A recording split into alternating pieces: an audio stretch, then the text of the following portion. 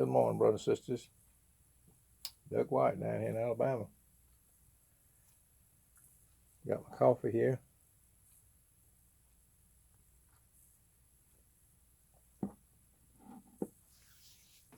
Thought I'd get on here since I feel good this morning. Got my health for today anyway. Give us this day our daily bread. Because you don't know what tomorrow is going to bring. That was one of the points I was trying to bring out. Anyway, I want to tell you, had a good time at the funeral reception the other day. Meeting you meet all these classmates. Funerals aren't all bad, you know. You get to see people that you don't normally see, and my condolences to the family and deepest sympathies to their loss. I'm not going to say who they are.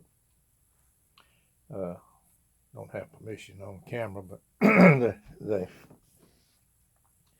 condolences to them and deepest sympathies.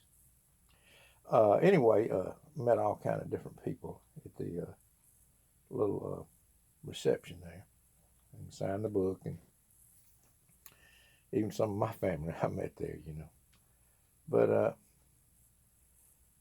it was good to see all these people that God had taken through life. And you know something about the history of most of them. And God had brought them all this way, you know. And some of them you could tell there was a difference in their, they hadn't stayed the same from when they were children. They had changed, you know. God was working on them. And anyway, it was a nice day yesterday, even though it was a funeral. Anyway, didn't want to talk about that the whole day. I want to talk about this. Let's see. Oh yeah, what I was talking about yesterday up on that hill over there at the cemetery, beautiful cemetery we have here along the river here, Chattahoochee River. And I was thinking, I was talking about it yesterday, that all the schooling we had to have. Here's the deal. We go to school, how many years? At least 12 years, and then some people go 16 years to learn about something. All the time, at any day, you could die. At any time, you could die, and all that would be for nothing, you know. I was kind of like, well, if this is all there is, you know, eat, drink, and be merry. Tomorrow you die. We're wasting time here learning all this useless information. That's the way I used to think about it. Kind of a selfish way of thinking, you know. But I'm glad people studied to learn how to do certain things for other people. Really, it's all about others. But I thought to myself, well, this is, you know, why we learn all this history and stuff like that? Well, most of it was not. Turns out most of the history was not even true, but we were being graded on it. But no, brother, sister, I'm all for learning something that's good, you know, something that's good. But I'm not for this forced, compelled to do this and compelled to do that. I'm not for that. I've noticed in some videos that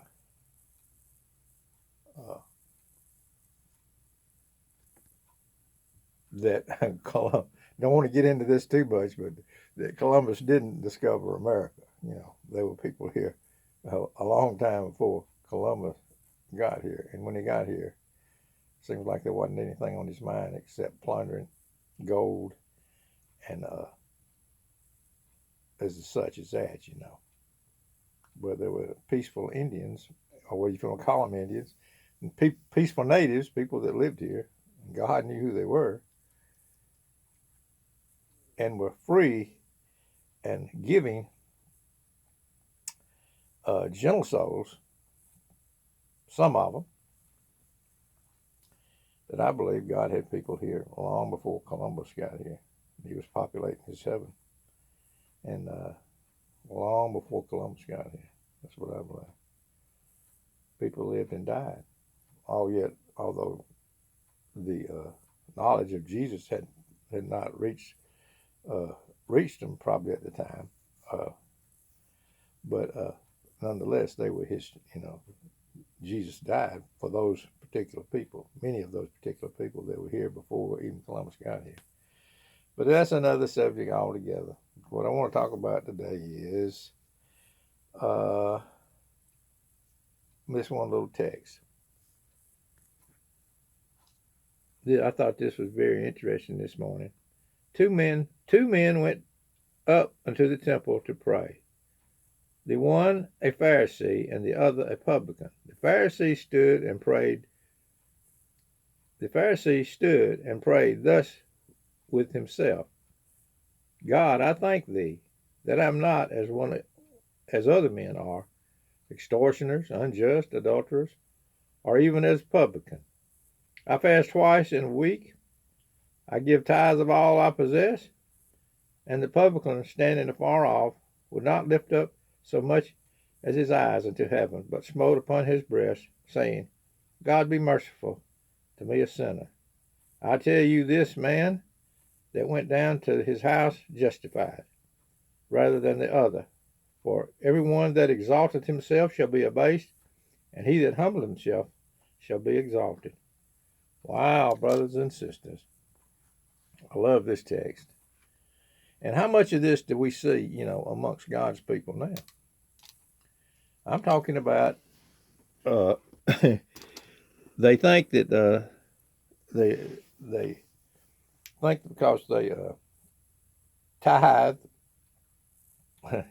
or this or that, and they don't do certain things, that they're better than maybe another person. But I tell you what, if you offend in one little point, you offend in all, brothers and sisters. So I like this little part, humble yourself under the mighty hand of God, casting all your care upon him, for he cares for you.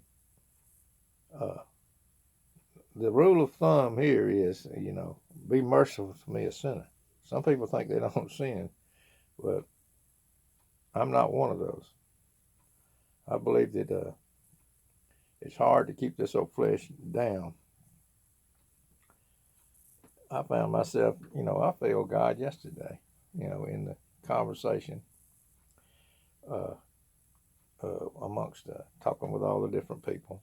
They want you. They remember you as a young man, and of course you've changed a lot. And I just kind of went along with a lot of this talk. Yeah, you were there. Anyway, I don't want to get into it, but I failed him in thought, word, and deed every day, my sisters.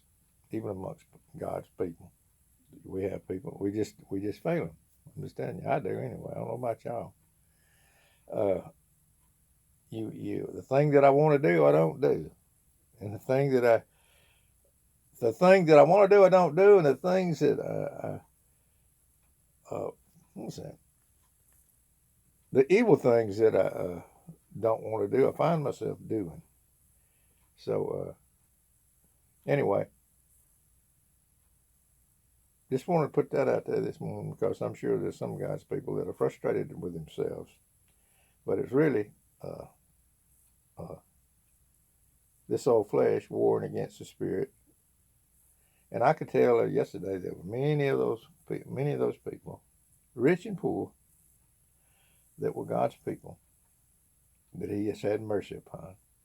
It's according to his mercy, brothers and sisters, that anybody will find themselves where he is in the world to come, the beautiful world to come.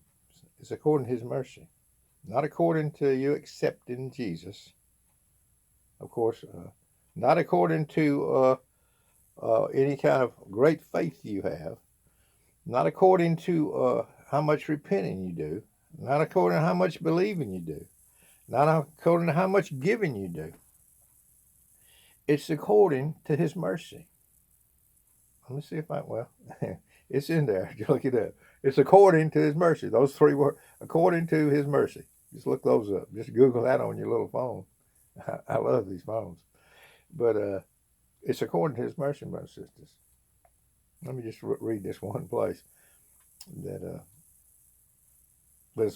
several places in there where it says according to his mercy, but there's one place in Romans 11. Let me look it up real quick. Got just a minute here. I'm all the time having people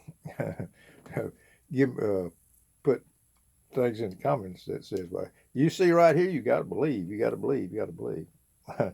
And I believe believing is a effect and not the cause of the new birth. But anyway, they'll show me text all the time.